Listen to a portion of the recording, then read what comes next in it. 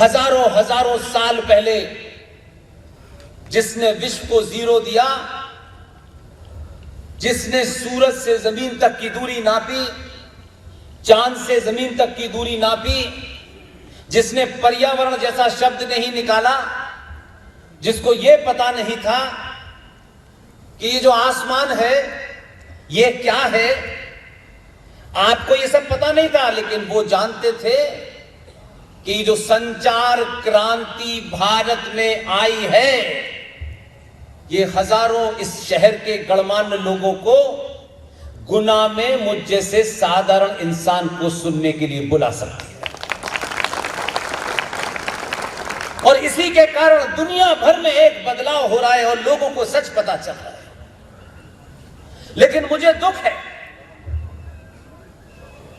मैंने ऐसा कहा कि कभी कभी लगता है कि जुगनू सूरज को डरा रहा है। जो ये कहते थे कि किताब आसमान से आई है, उसका छापा खाना नहीं बताया प्रेस रामलाल की थी या श्यामलाल की थी, और आने वाली कॉरियर कंपनी का नाम नहीं बताया किससे आई थी। लेकिन उनका आज भी यकीन है, रहते गोल जमीन पे हैं और कहते हैं कि कुरान कहता है कि जमीन चपटी है।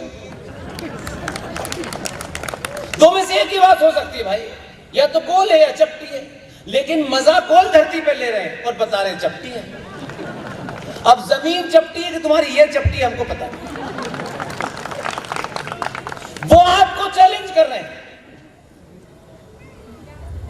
वो आपको चैलेंज कर रहे हैं, नया नया ज्ञान दे रहे हैं। और कुछ हिंदुओं के ठेकेदार भी, क्योंकि लड़ने की शक्ति नहीं है, झूठ बोला है, सच बोलने की शक्ति नहीं है, कि सच बोलने से खोना पड़ता है, मिलता कुछ नहीं है, ध्यान रखिएगा। अगर कुछ पाना हो तो उसके लिए इतनी मेहनत करने की जरूरत नहीं है। बैठे हैं मामा बिना मेहनत के।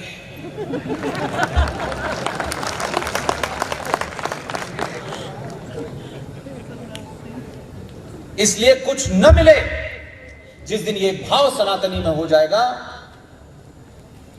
जो आपको 5 वक्त, यहां पुलिस के अधिकारी भी होंगे, लोकल इंटेलिजेंस के लोग भी होंगे, मेरी उनसे विनती है कि मेरी एक एक बात को रिकॉर्ड करें और उसमें हेट स्पीच निकालें, और मेरे जाने से पहले हेट स्पीच में एफआईआर करें। क्योंकि मैं चला जाऊंगा तो हो सकता है मैं कह कुछ रहा हूं, आपकी समझ में कुछ आ रहा है, तो इसके लिए मैं जिम्मेदार नहीं। भारत में सुप्रीम कोर्ट को हेट स्पीच की बड़ी चिंता है, और उन्होंने क्या कानून बनाया है, क्या आदेश पारित किया है।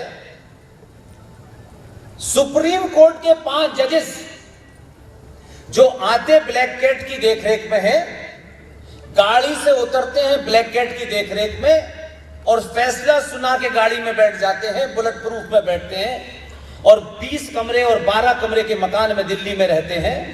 जमीन की स्थिति का उन्हें पता नहीं है। वो बता रहे हैं हेट स्पीच इस देश में क्राइम है। 5 वक्त ये जो देश में अजान होती है, जो मैंने भी अपने स्कूल के समय में दी है और सुनी है, कभी किसी ने इसको एक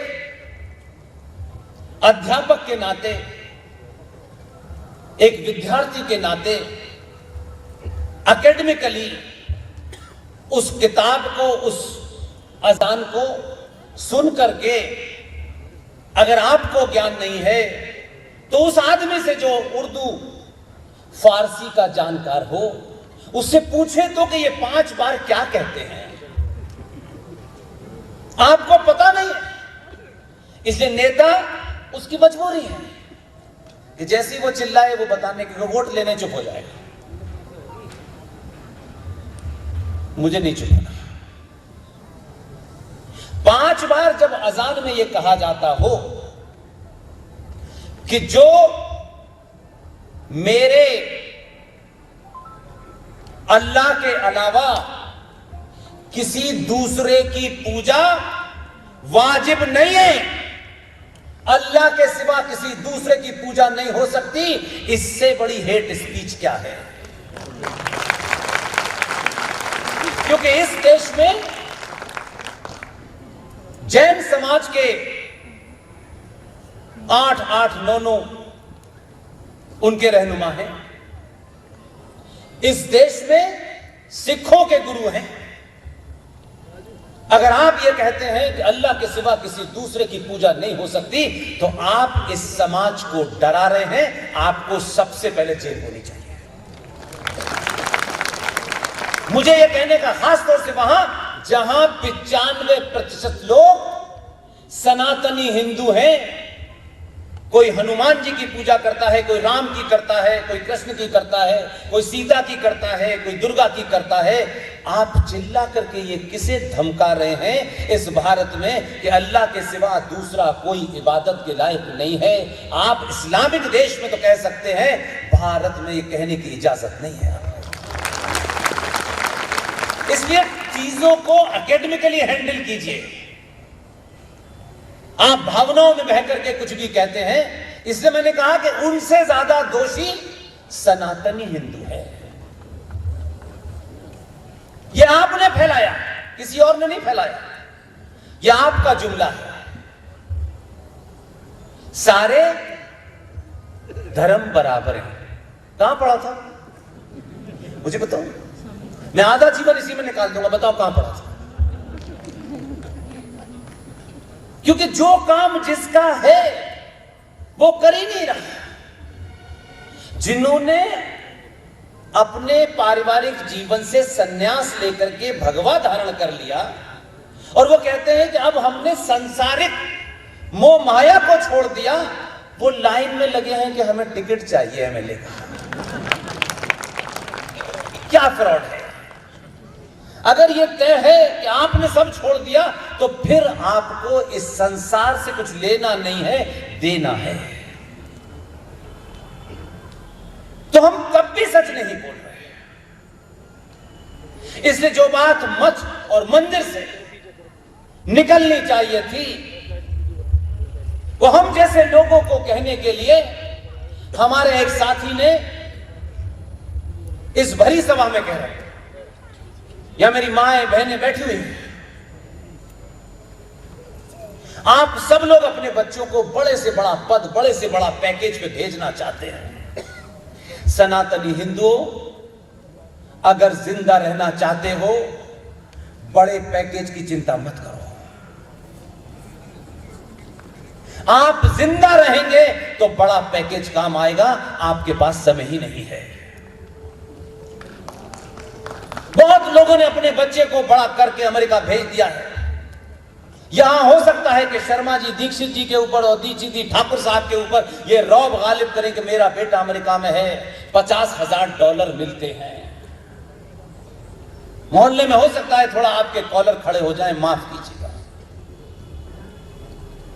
ऐसी घटनाएं देखी हैं कि उसको बताने में भी रूह कांप जाती है।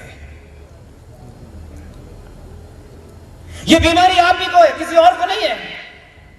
हजारों लोग आपके साथ रह रहे हैं। जिन मां बाप ने अपने बेटे को बड़ा करके ये बताया था, बड़ा पैकेज, बाहर जाना है, जो शर्मा जी का लड़का है ना, उससे ज्यादा कमाना है, क्योंकि हमारी नाक तो शर्मा जी को नीचा करने में पड़ी होगी, वो चला गया पैकेज में। अकेली मां की मौत हो गई बॉम्बे में एक कमरे के अंदर। 15 दिन तक उसकी लाश सड़ती रही। जब आस पड़ोस के लोगों ने बताया कैसे ऐसे तुम्हारी मां का देहांत हो गया है और उनको 10 दिन हो गए हैं, उसने क्या किया पता है? जैसे आपने बड़े पैकेज में भेजा था, उसने हिंदुस्तान की सबसे बड़ी पीआर कंपनी से बात की और कहा कि मैं आपको पैसा भेज रहा हूं, मेरी मां का क्रियाक्रम कर देना। ऐसी जिंदगी चाहते हैं? ये पैसा को क्या खाएंगे आप? दुनिया में पैसे ने कभी किसी सभ्यता को नहीं बचाया। दुनिया में कभी किसी राष्ट्र को किसी डिग्री वाले ने नहीं बचाया, ये मेरा मानना है। जो समाज अपने बेटे बेटियों को ज्यादा नंबर लाओ, पागल हो जाओ दिन भर पढ़ते पढ़ते, ज्यादा नंबर आएंगे, बड़ी डिग्री होगी, बड़ी नौकरी मिलेगी, बस जिस समाज का डिग्री और मार्कशीट में पूरा जीवन गुजर जाए, ध्यान रख लीजिएगा, पूरी दुनिया का इतिहास उठा के देख लीजिए, दुनिया का सबसे पुराना लोकतंत्र है अमेरिका, उसका भी इतिहास उठा लीजिए। जिस दिन भी अपने अंदर की हीन भावना को बात निकालेंगे तब आपको पता चलेगा दुनिया में जितनी भी सभ्यताएं हैं, उन सभ्यताओं पे जब भी आक्रमण हुआ, डिग्रियों की जिन्हें चिंता थी उन्होंने कभी राष्ट्र नहीं बचाया।